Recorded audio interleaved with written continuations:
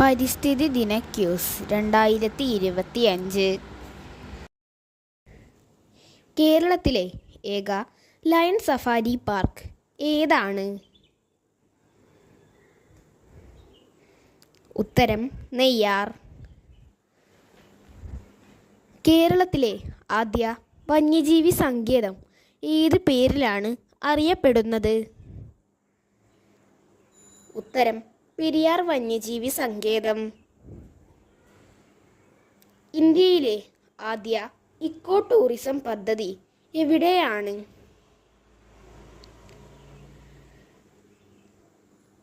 ഉത്തരം കൊല്ലം ജില്ലയിലെ തെന്മല. വംശനാശ ഭീഷണി നേരിടുന്ന ജീവികളുടെ വിവരങ്ങളടങ്ങിയ പുസ്തകം ഏത് പേരിലാണ് അറിയപ്പെടുന്നത്? ഉത്തരം റെഡ് ഡാറ്റ ബുക്ക്. സ്വീഡന്റെ തലസ്ഥാന നഗരിയിൽ 1972 ജൂൺ 5 ആരംഭിച്ച പാരിസ്ഥിതിക സമ്മേളനം ഏത് പേരിലാണ് അറിയപ്പെടുന്നത്? ഉത്തരം സ്റ്റോക്ക്ഹോം സമ്മേളനം.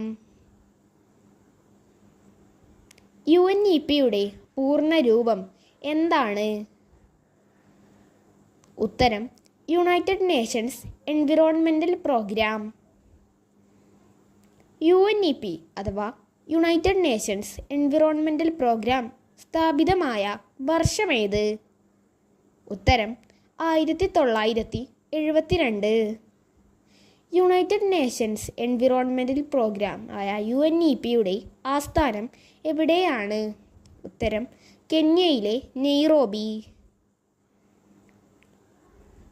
1972 അമേരിക്കയിൽ DDT എന്ന കീടനാശിനി നിരോധിക്കാൻ കാരണമായ പുസ്തകം ഏത് പേരിലാണ് അറിയപ്പെടുന്നത്?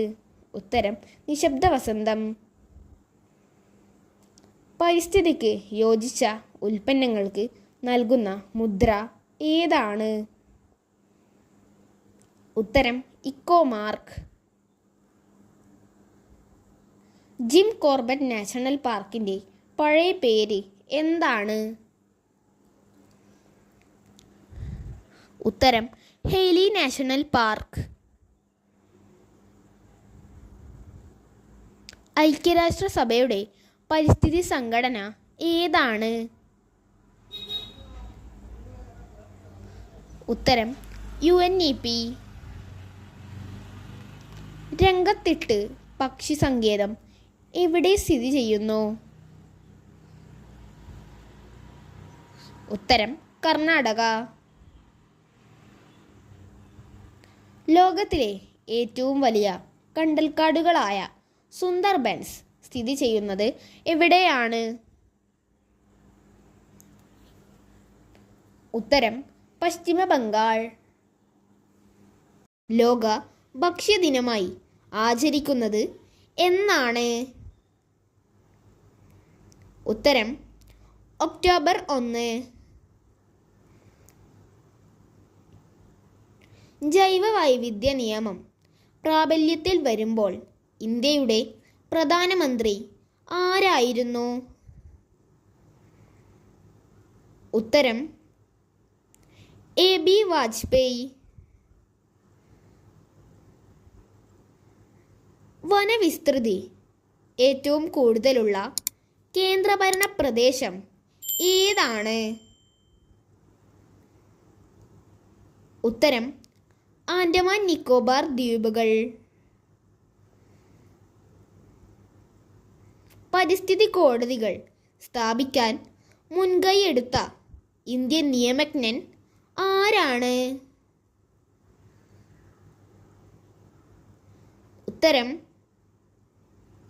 Justice PN Bhagwati. Living planet report തയ്യാറാക്കുന്ന അന്താരാഷ്ട്ര സംഘടന ഏതാണ്? ഉത്തരം WWF അഥവാ world wide fund for nature.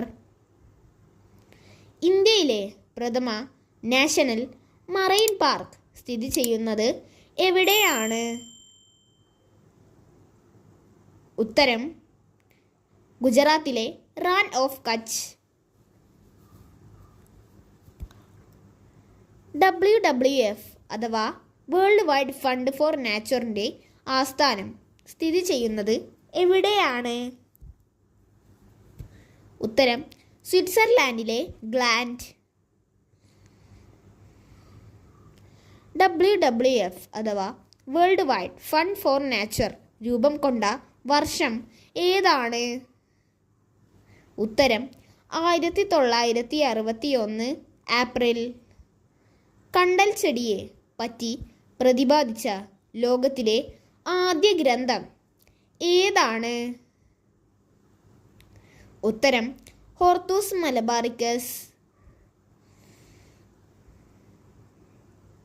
Red list എന്ന പേരിൽ വംശനാശം സംഭവിക്കുന്ന ജീവികളുടെ പട്ടിക തയ്യാറാക്കുന്ന സംഘടന ഏതാണ്? ഉത്തരം IUCN international union for conservation of nature.